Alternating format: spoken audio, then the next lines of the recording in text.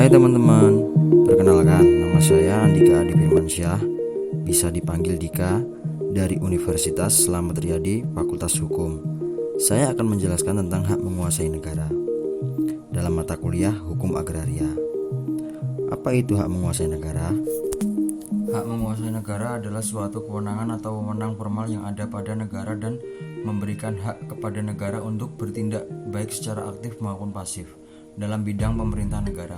Dengan kata lain, wewenang negara tidak hanya berkaitan dengan wewenang pemerintahan semata, akan tetapi meliputi pula semua wewenang dalam rangka melaksanakan tugasnya.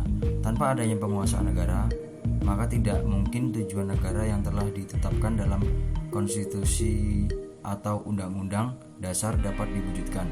Namun demikian, penguasaan oleh negara itu tidak lebih dari semacam penguasaan kepada negara yang disertai dengan persyaratan tertentu, sehingga tidak boleh digunakan secara sewenang-wenang yang dapat berakibat pelanggaran hukum kepada masyarakat. Pada dasarnya, pemberian kekuasaan bisa dibedakan menjadi dua macam, yaitu pemberian kekuasaan yang sifatnya atributif. Pemberian kekuasaan semacam ini disebut sebagai pembentukan kekuasaan, karena dari keadaan yang belum ada menjadi ada. Kekuasaan yang timbul karena pembentukan ini sifatnya asli. Pada pembentukan kekuasaan semacam ini menyebabkan adanya kekuasaan baru. B. Pemberian kekuasaan yang sifatnya derivatif. Pemberian kekuasaan ini disebut juga sebagai pemelimpahan kekuasaan, karena dari kekuasaan yang telah ada dialihkan kepada badan hukum politik lain. Oleh karena itu sifatnya derivatif.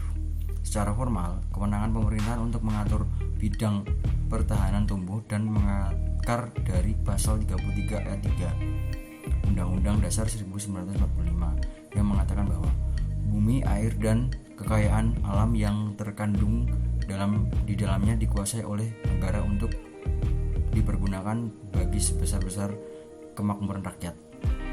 Sebelum amandemen Undang-Undang Dasar 1945 pasal 33 ayat 3 tersebut dijelaskan dalam penjelasan pasal 33 alinea 4 yang berbunyi, bumi dan air dan kekayaan alam yang terkandung di dalamnya adalah pokok-pokok kemakmuran rakyat. Sekian penjelasan dari saya. Terima kasih. Assalamualaikum warahmatullahi wabarakatuh.